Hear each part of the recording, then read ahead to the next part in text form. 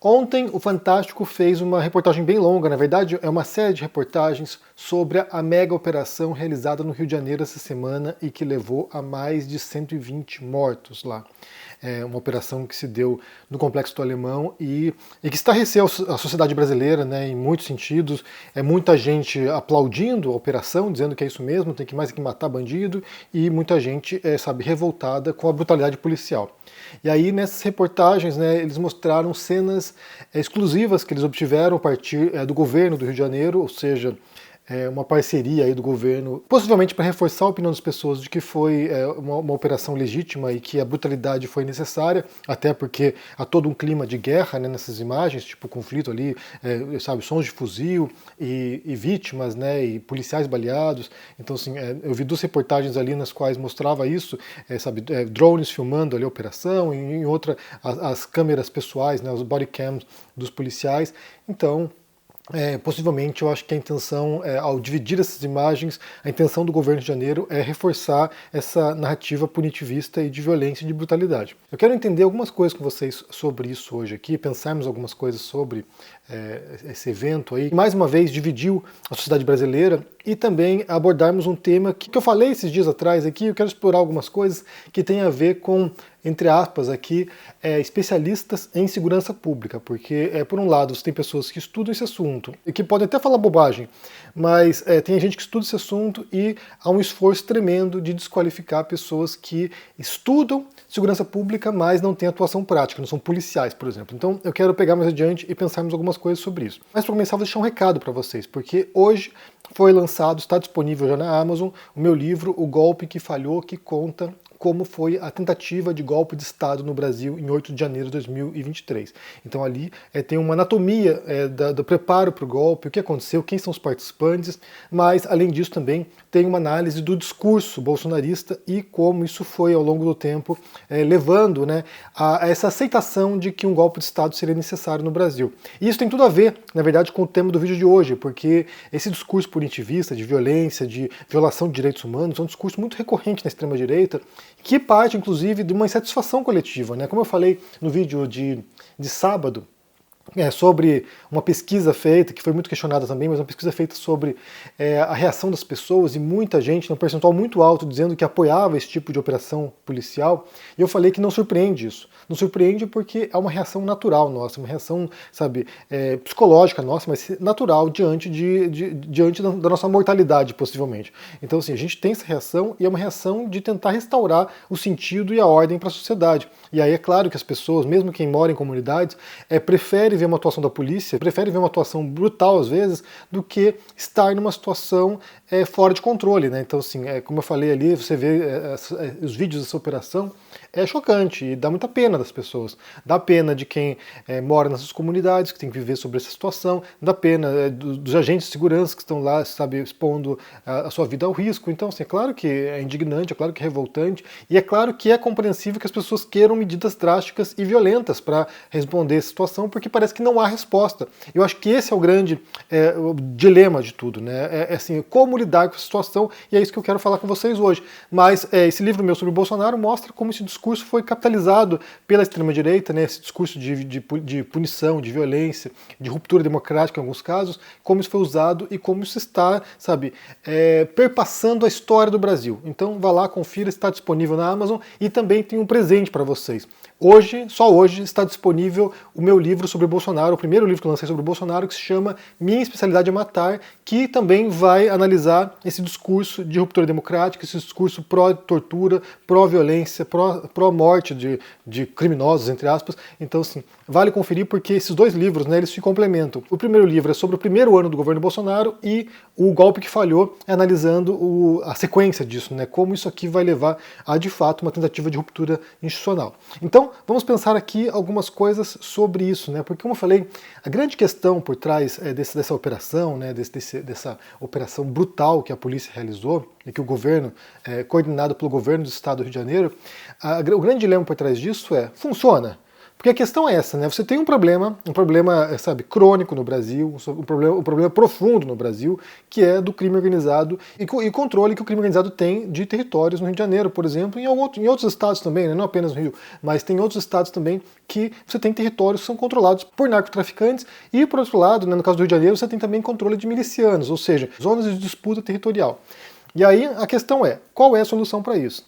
Quando eu falei num vídeo recente sobre os experts, a gente fala aqui de pessoas que estudam esse fenômeno, que estudam essa situação e que trazem respostas desde diferentes perspectivas, tendo em vista, teorias existentes sobre criminalidade, sobre confronto à criminalidade. Então, assim, você vai ter possivelmente a corrente sociológica, né, que deve ser a Jaqueline Muniz, que foi que eu mencionei dias atrás, que é um tipo de visão sobre esse problema. Você tem uma corrente legalista, por exemplo, que é da lei e ordem, né? Então, assim, tem que endurecer a lei, tem que endurecer a punição, tem que, aumentar as prisões, aumentar as operações, ou seja, é uma visão de repressão, e tem outras correntes também existentes, né? Uma corrente de direitos humanos, uma corrente de gestão da criminalidade, né? De uma visão quase burocrática de como operar. Existem várias correntes, acho que deve existir uma dezena de correntes existentes para você pensar esses problemas e tentar solucionar. E cada uma dessas correntes tem seus méritos, tem as suas perspectivas que são muito esclarecedoras e ajudam a compreender como isso acontece. Por exemplo, acho que é o foco da perspectiva sociológica, né? É de compreender as origens disso, por que é uma sociedade violenta, por que há esse controle desses grupos, qual a natureza desse controle, mas nem sempre as respostas elas são muito eficazes. E eu acho que aí é a questão. É como lidar com esse problema e como trazer soluções duradouras para um problema que é sistêmico no Brasil. E aí a gente pode pensar, por exemplo, é um caso bastante emblemático que foi o do Tolerância Zero lá em Nova York, que foi implementado durante a gestão do Rudy Giuliani, era prefeito de Nova York na época, e daí ele implementou um sistema que era de endurecer as penalidades para pessoas envolvidas em crimes menores. Não apenas crimes violentos, mas crimes pequenos, né? Qualquer crime, né? Porque daí você tinha lá uma época em Nova York que era muito violenta a cidade, altos índices de homicídios, então assim, era uma coisa fora de controle, em grande parte por causa da crise do crack lá, mas era uma cidade muito violenta, e aí o Giuliani, com base em uma perspectiva também teórica, ele resolve implementar essa política de endurecer punições não apenas para crimes graves, mas para pequenos delitos, vandalismo, essas coisas. E aí muita gente foi presa, explodiu a população carcerária, e o que se observou no curto e médio prazo foi de fato uma redução da violência, uma redução da criminalidade, uma redução de todos os índices relacionados à criminalidade. E aí isso foi usado, né, como um exemplo, foi usado como, uma bandeira de, olha só, endurecer as leis, endurecer a punição, endurecer, as penalidades, endurecer a repressão, funciona sim. Porém, isso é uma parte da história.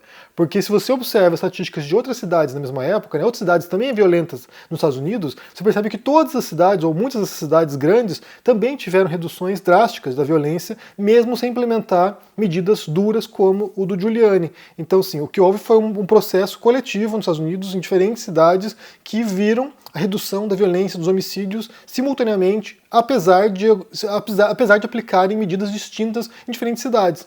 Então, o que se concluiu foi que, na verdade, o que houve foi uma mudança do crime nos Estados Unidos.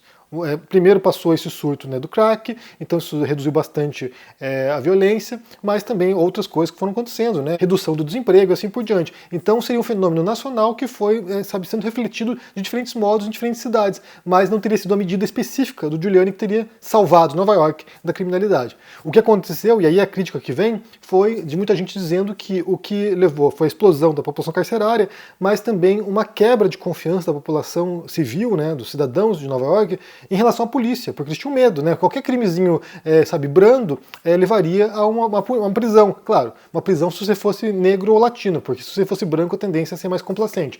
Então, houve aquilo que chamam de racial profiling, né? Que seria utilizar estereótipos raciais para prender as pessoas. Ou seja, latinos e negros estariam no alvo da polícia e isso levou, como eu falei, a essa explosão de pessoas na cadeia. Então, você tem aqui um problema, muitas soluções distintas, dependendo da perspectiva que você possa adotar. É claro que como é um fenômeno complexo, né, com muitas partes móveis aqui, você pode imaginar que se você mexe num parafuso aqui, vai degringolar lá para frente, vai degringolar em outra parte desse sistema. Então não é simples. É claro que não é minha especialidade aqui, não sou alguém que trabalha com segurança pública, mas tem um tema que é muito análogo a isso, né, que eu posso também dar alguns exemplos para vocês. tem a ver com o terrorismo, que é um assunto que eu estudei bastante, é um assunto que me interessa muito, a violência extremista. E aí quando você vê os estudos de terrorismo, também é a mesma dúvida que paira no ar, né? Então assim, você tem grupos, né, células terroristas, organizações terroristas, e como enfrentar essas organizações? Como evitar que elas realizem atentados, ou realizem operações que possam paralisar um país ou paralisar uma região. E aí há visões distintas também sobre como lidar com isso, né? Muitos entendem que é uma questão sistêmica, uma questão estrutural, social, e que para isso você precisa fazer medidas em longo prazo para tentar reduzir desigualdades nesses países, né? Países em conflito, em guerra civil, países, países marginalizados, e desse modo evitar que as pessoas se radicalizem, se tornem extremistas e que partam para a violência. Mas também tem quem entenda que tem que ser uma resposta dura, brutal, uma resposta agressiva contra esses grupos. E a gente pode pensar em algumas operações que foram feitas ao longo dos últimos anos, né, das últimas décadas, que foi a invasão do Iraque e foi a invasão do Afeganistão, né? Primeiro Afeganistão, depois Iraque. Essas duas operações feitas pelos Estados Unidos, longe de destruir as células terroristas da Al-Qaeda, por exemplo, no Afeganistão e no Iraque, o que aconteceu foi justamente uma desestabilização dessa região. Então foram duas operações que gastaram trilhões de dólares, é sério, assim, acho que se for calcular o gasto que os americanos tiveram no Afeganistão e Iraque, passa de $1 trilhão, gastos, exorbitantes. O Afeganistão ficou sob ocupação americana durante muito tempo, e depois, quando eles abandonaram, porque não tinha mais como manter a ocupação, o Talibã voltou, reconquistou o território lá, reconquistou o controle da região. Já no Iraque, o que houve foi uma invasão, decapitaram lá a cúpula do governo, né, mataram Saddam Hussein, lá foi preso, depois enforcado, mataram Saddam Hussein, e isso desestabilizou o país e gerou o Estado Islâmico. Então, assim, no esforço de combater um suposto financiador do terrorismo, que teria também supostamente armas de destruição em massa, o que aconteceu foi a desestabilização da região e a criação de um grupo muito pior do que Saddam Hussein, um grupo muito mais, letal em termos de retrocessos, né, de direitos humanos, que levou ali a uma ocupação de um território ali entre Iraque e Síria. Então, assim, foi uma coisa bizarra, e foram muitos anos também para poder derrotar o Estado Islâmico, que ainda deve existir, mas de outra natureza. Então, o que se observa geralmente nesse tipo de situação é que no vácuo do poder, sempre alguém vai ocupar, porque é muito lucrativo esses negócios, né? Então, no crime organizado, por exemplo, se você vai lá e destrói a cúpula, né, destrói os chefes de uma facção, o que vai acontecer é uma troca de poder ou uma pulverização do controle do tráfico. Então, assim, em vez de ter só uma organização, só uma facção, você vai ter várias mini-facções que vão estar disputando cada vez com mais violência aquele território.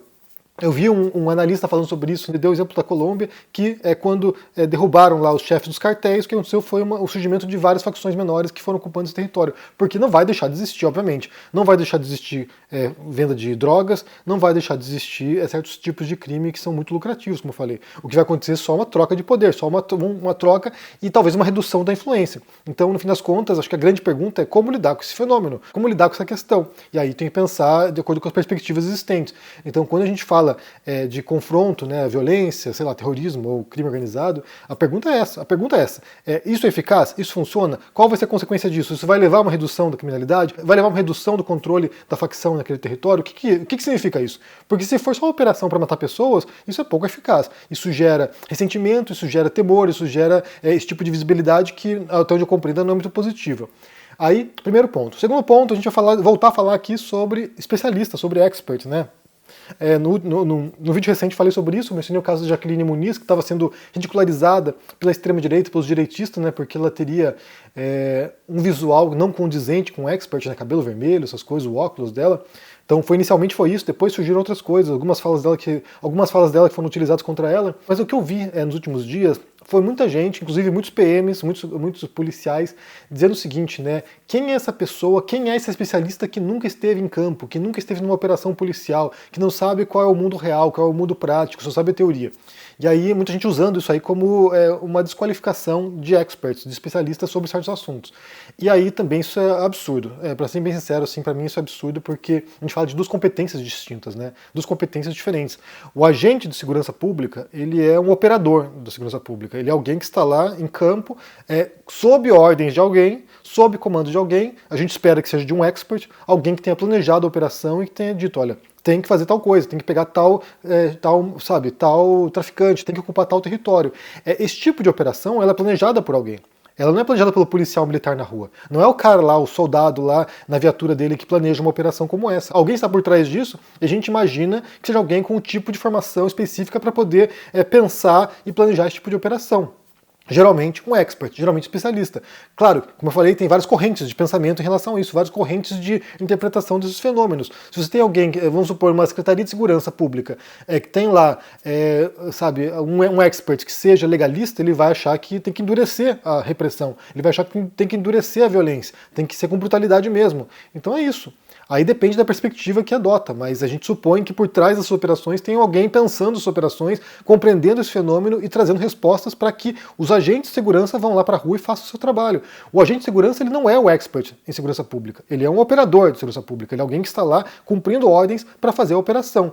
Seria tão ridículo quanto você achar que um motorista de ônibus compreende tanto da maquinaria do ônibus quanto um engenheiro mecânico que fabricou o ônibus. Ou você vai achar que um astronauta entende tanto de engenharia aeroespacial quanto o cara que projetou o foguete.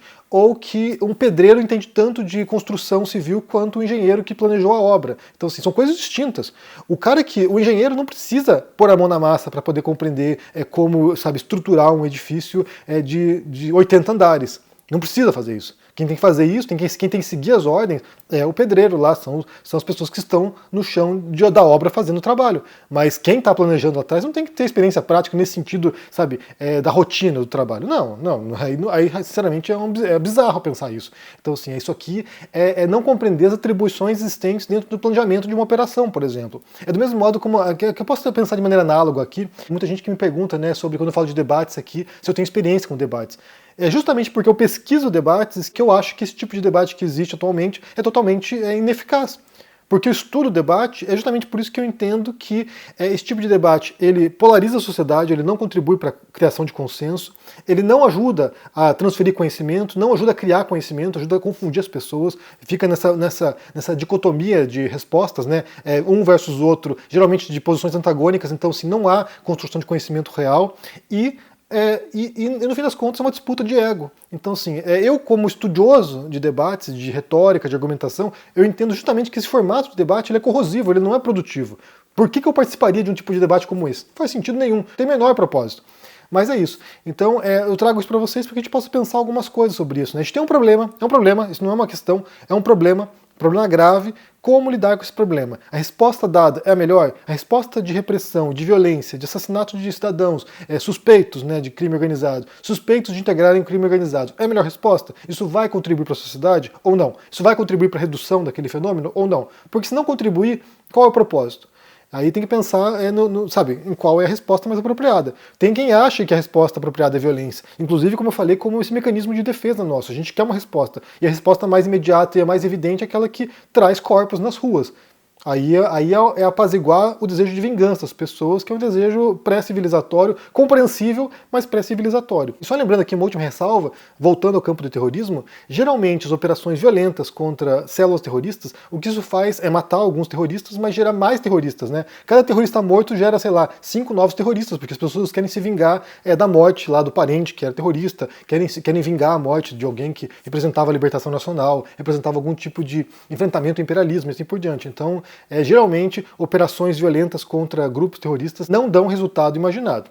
Bem, eu quero ouvir de vocês o que vocês pensam sobre essa situação. Se vocês viram ontem a reportagem do Fantástico, né, como eu falei, muito brutal, muito indignante, né, você vê como uma população enorme brasileira, né, centenas de milhares de pessoas estão sujeitas a esse tipo de cenário. Né, então, assim, é triste, mas também como é que você entende isso, né? A questão, o problema que nós temos diante de nós e quais seriam soluções possíveis para isso. Eu não tenho resposta porque eu não estudo esse campo especificamente, mas certamente eu imagino que a resposta violenta raramente dá os resultados que a gente imagina. Como é que você entende isso aqui? Deixa aqui embaixo no comentário, deixa o joinha, se inscreva no canal aqui ativando o sininho. Isso é muito importante para ajudar aqui no engajamento. Se torne um membro para dar uma força. Lembrando que está na Amazon agora o meu livro O Golpe que Falhou, lançado hoje, Vá lá, confira, que aborda como o bolsonarismo tentou um golpe de Estado no Brasil e fracassou, felizmente, mas qual foi a construção discursiva, simbólica que o bolsonarismo fez para convencer a população brasileira, uma parte pelo menos muito grande, de que seria uma boa ideia um golpe de Estado. Vá lá, confira. Também está disponível hoje de graça, só hoje, dia 3 de novembro, de graça, o livro sobre o Bolsonaro, Minha Especialidade é Matar, que relata o primeiro ano do governo Bolsonaro, que tem muito também uma reflexão sobre esse discurso de ruptura democrática. Vá lá, confira. E também o livro sobre debates, né? 20 táticas para você arrasar nos debates, que mostra quais são as principais táticas desonestas usadas pelas pessoas no debate e por que elas funcionam. Então, assim, mentalmente, por que elas dão certo, por que elas nos convencem. Vá lá, confira. E por fim, quem quiser conhecer formas de fazer uma renda extra, vou deixar na descrição desse vídeo um link, vai falar com o Clayson, um amigo nosso aqui, um parceiro do canal. Ele vai dividir com você um material para que você possa conhecer esses caminhos. E quem sabe fazer uma poupança aí, fazer um dinheirinho extra, trabalhando de casa, fazer 700, 800, 900 reais a mais por mês. É ótimo isso, né? Ajuda bastante. Então vá lá, confira e um forte abraço para vocês. Tchau!